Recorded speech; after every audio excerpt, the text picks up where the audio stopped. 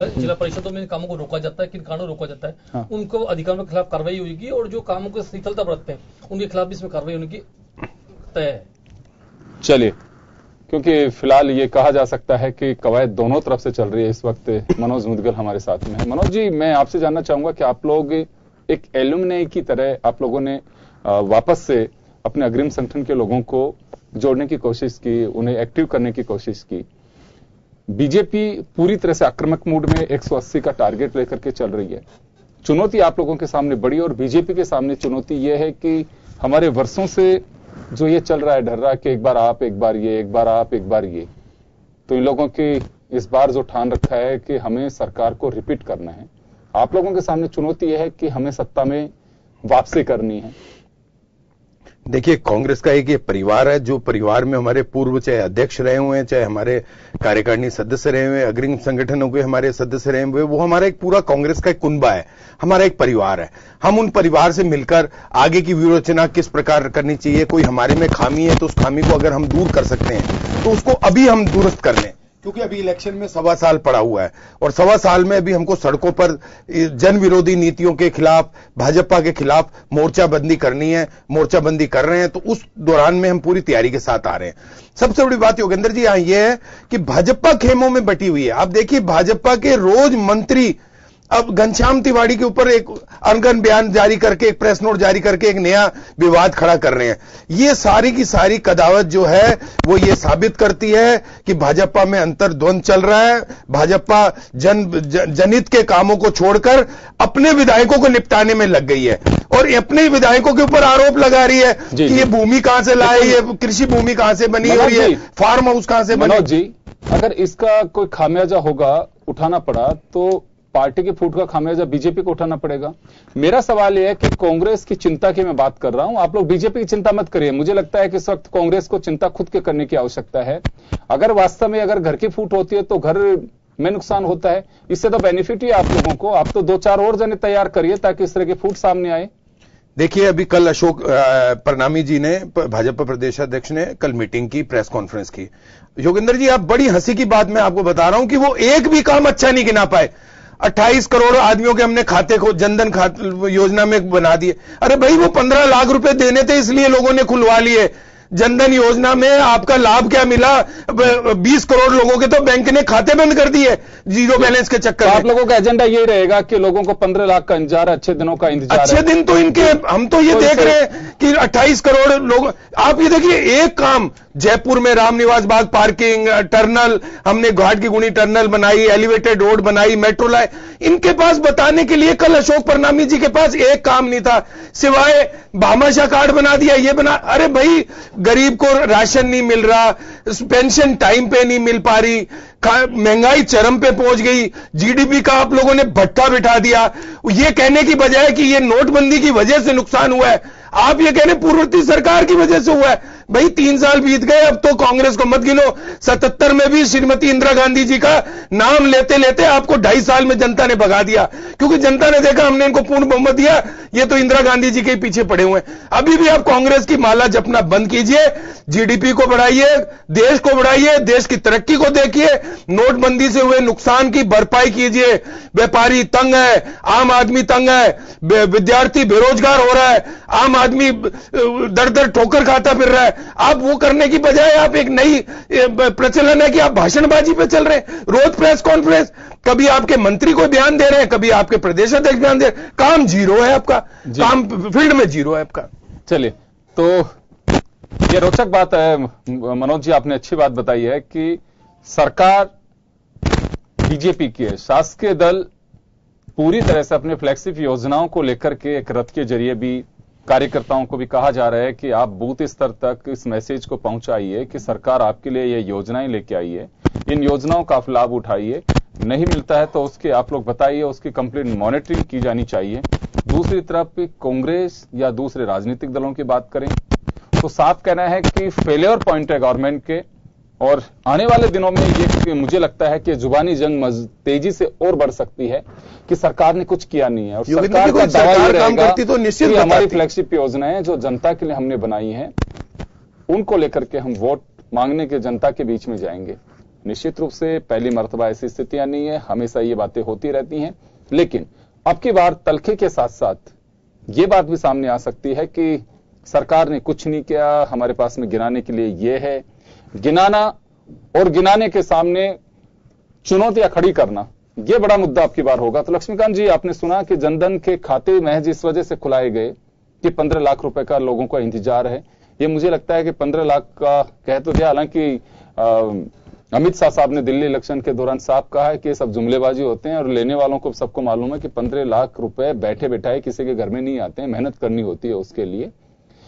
इनका दूसरा आरोप यह है कि राज्य सरकार अपनी उपलब्धि के नाम पे क्या गिना रही है। विधानसभा चुनाव सामने आएंगे, उसमें जाना है, वो उपलब्धि शून्य बता के चल रहे हैं। देखिए, ने तो आप लोग कांग्रेस ने तो विपक्षी दल की भूमिका निभाने में सफल रहा है जी। लोग सफलता खुद विपक्षी दल की भूमिका निभाते हम पर प्रश्नवाची खड़े कर रहे हैं, पहली बात। लेकिन जहां तक हमारा विषय, हमारी सरकार की यूनिवर्सिटी उपलब्धियों के बारे में बड़े विस्तार से प्रधानमंत्री बताया, हमारे प्रदेश अध्यक्ष ने बनाया। यदि बात करें शुरुआत, यदि बात के साथ करें तो विदेशों में भारत की साख को जमाने का काम इस भारतीय जनता पार्टी सरकार के माध्यम से नरेंद्र मोदी ने किया है। पहला काम, इस देश के अंदर वह प्रधानमंत्री नहीं है जो प्रधानमंत्री पूछ कर काम करता था, वह प्रधानमंत्री है जो स्वेच्छा से काम करता है, देश के हित में काम करता है, देश के विकास के लिए काम करता है, देश के लिए 24 में से 18 घंटे काम करता है। एक भी इंडस्ट्री आप बता दें, बीच में बोलिए, एक इंडस्ट्री प्लीज बीच बोले। एक बार आऊंगा मैं, मनोज जी आपके पास एक इंडस्ट्री में झूठ पूछने जाऊंगा। जरूर पूछिएगा, मैं एक बार आऊंगा। मुद्रा लोन के माध्यम से, स्टार्टअप योजना के माध्यम से देश के युवाओं का स्वर्ण विकास करने का हमारी सरकार ने किया है। कौशल विकास के माध्यम से देश के युवाओं को रोजगार के लिए प्रशिक्षित करने का हमारी सरकार ने किया है। लगातार सरकार की योजनाएं लगातार बनाती जा रही है। आप लोगों का सिर्फ और सिर्फ कह देना मात्र खून की दलाल कह देते हैं आप सर्जिकल स्ट्राइक के बाद में, लेकिन आप कश्मीर की स्थिति पर एक बार भी अपने साथी दल को समझाने के प्रयास नहीं करते। आपकी अस्तित्व ये है।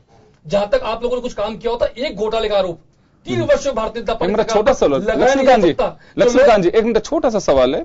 अभी आपने एक बात कही कि आप अब कश्मीर के मामले में अपने सहयोगी दल को आप समझाने के लिए भी बिल्कुल पहल नहीं करते हैं। मैं जरा जानना चाहूंगा कौन से सहयोगी दल की बात कर रहे हैं यूपीए में? कॉन्फ्रेंस सीधा सा इनका जी जो दल है उसके नेता कितने आपकी भी पीडीपी है, पीडीपी आपके साथ भी, आप पीडीपी की बात करें, नेशनल कॉन्फ्रेंस से हमारा कोई समझौता नहीं। चलिए फिर मैं सीधी तरह बात करता हूं। यदि योजनाओं की बात करें या अन्य विषयों बात करें, हमारे को भारतीय जनता पार्टी सरकार ने काम नहीं किए होते तो यूपी में आपकी ये बदतर स्थिति नहीं होती, भारतीय जनता पार्टी का शासन नहीं बना होता, झारखंड में हमारी सरकार नहीं बनी होती। आप मान के चले सर्जिकल स्ट्राइक के माध्यम पंजाब में गई भी है आपकी सरकार, पंजाब में आपकी सरकार गई है। सीट पर कई थोड़े चुनाव लड़ रहे थे, हम पिछली सीटों पर बैठे थे, जिन सीटों पर आगे बैठे थे, जहां ड्राइव हम खुद कर रहे थे। गोवा में भी आप आ रहे हो, गोवा में भी आप आ रहे हो, दल बदलुओं का साथ लिया आपने। गोवा में आपका मुख्यमंत्री चुनाव आ रहा है, ये सत्य बात है। आप खंड पंजाब में, गोवा में आपकी जमानत जब्त हुई है। सचिन की कांग्रेस, आपकी स्थिति बड़ी खराब है। आपकी घनश्याम तिवारी जी की क्या स्थिति है? कांग्रेस आपकी, अशोक परनामी जी की क्या स्थिति है? हमारी स्थिति बहुत अच्छी है, मजबूत स्थिति है। युवाओं की भारतीय जनता पार्टी और बुजुर्ग हो चुकी बड़ी कांग्रेस। लक्ष्मीकांत जी, मनोज जी, मैं ये जानना चाहता हूं कि मुद्दा क्या होगा आप लोगों का कि खंड खंड में बिखरी पड़ी है कांग्रेस, या बीजेपी में गुटबाजी है, बीजेपी में नेताओं की मनमर्जी चल रही है, वहां पे इंटरनल डेमोक्रेटिक सिस्टम। मुझे लगता है कि ये कोई चुनावी मुद्दा नहीं है, देखिए ये पॉलिटिकल मुद्दा हो सकता है, लेकिन जनता को इन मुद्दों से कोई लेना देना नहीं है। उन्हें यह मतलब है कि हमारे लिए विकास का काम कौन कर रहा है। ये एक कहने को आप आरोप प्रत्यारोप के जरिए ये बातें आप बुरा सकते हैं, आप कह सकते हैं, आरोप लगा सकते हैं, लेकिन एक आम मतदाता है उसको इन सब चीजों से कोई लेना देना नहीं है कि पार्टी का प्रदेश अध्यक्ष अशोक परनामी है, कि वसुंधरा राजे है, कि घनश्याम तिवारी है, कि गुलाबचंद कटारिया है। उन्हें मतलब है सिर्फ उनके हित के काम कौन करके दे रहा है, सरकार किस तरह से रनिंग, वहां पे रूलिंग जो पार्टी है वो कैसे काम कर रही है, जनता के काम हो रहे हैं कि नहीं हो रहे हैं, वो कौन सी पार्टी कितने खंडों में बटी हुई है। आप लोग इस बात को मान के चलिए कि जनता से कोई लेना देना नहीं है। देखिए योगेंद्र जी, मैं स्पष्ट है, भाजपा के प्रवक्ता मेरे सामने बैठे हैं, मैं इनसे पूछना चाहता हूं कि राजस्थान में एक भी इंडस्ट्री का नाम ये अभी दर्शकों को बता दें कि जो पिछले 3.5 वर्षों में वसुंधरा जी की सरकार के आने के बाद में स्थापित हुई है। एक भी इंडस्ट्री का नाम ये अभी बताएं, बाद वाली बात नहीं, मैं इधर उधर की बात नहीं कर रहा। दूसरा, एक इंडस्ट्री का नाम, सैकड़ों बन गई, एक इंडस्ट्री ऐसी बताएं जिससे कि चाहे सीतापुर हो, चाहे भिवाड़ी हो, चाहे महेंद्र से जो कोई बड़ी कंपनी का नाम बताएं, आप नहीं बता पा रहे। हुआ नहीं। आज होंडा जापान गहलोत सरकार के time I, hero Honda Gehlot सरकार के टाइम आई। मैं आपको कितनी योजना, महिंद्रा की यूनिट, आप एक मिनट, अभी मैं दूसरी बात कह रहा हूं। हमारा मुख्य मुद्दा रहेगा विकास।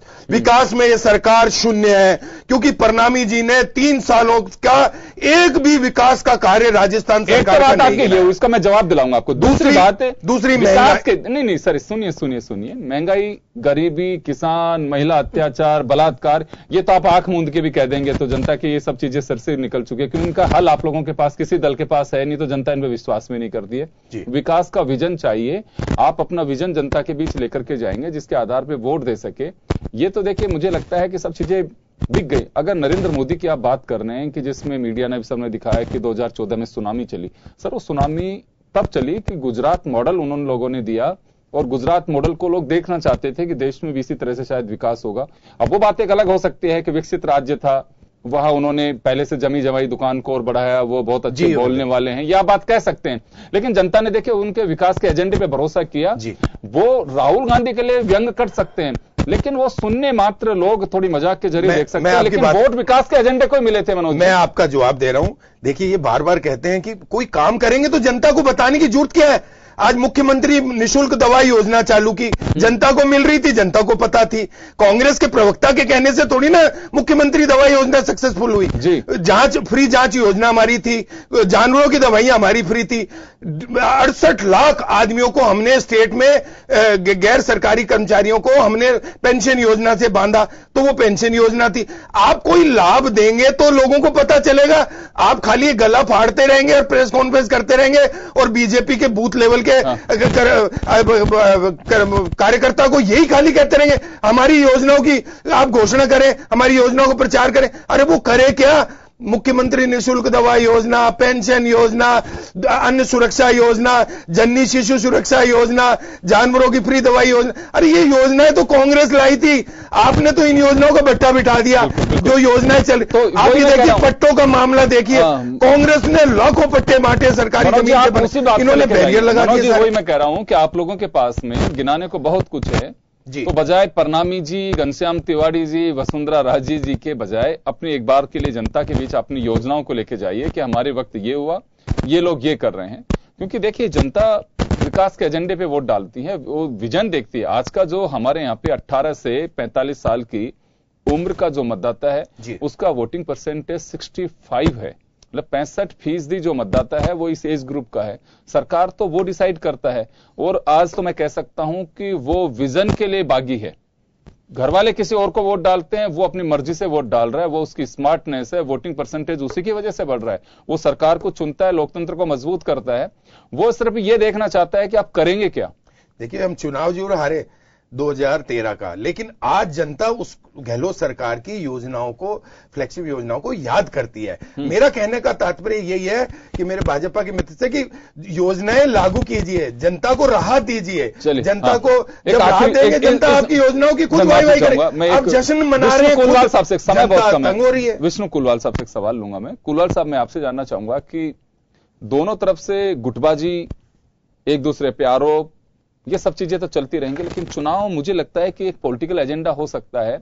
जनता के बीच कुछ कमजोरियां गिनाई जा सकती हैं, लेकिन मतदाता इन सब चीजों से कोई खुश रहने वाला नहीं है। मतदाता को चाहिए कि आप करेंगे क्या। योगेंद्र जी, आपने बिल्कुल सही बात कही। अगर यही चीज मतदाता जिस दिन समझ जाएगा ना कि किसने विकास किया और किसने विनाश किया, जिस दिन ये बोर्ड न सीख जाएगा ना, तब उसको पता पड़ जाएगा कि मैंने अपना वोट सही जगह इस्तेमाल किया है। जी, अभी संदेह क्यों है? आज सवाल यह है कि कांग्रेस ने जो काम किए उसके जब जनता उनसे त्रस्त हो गई तो भारतीय जनता पार्टी आ गई।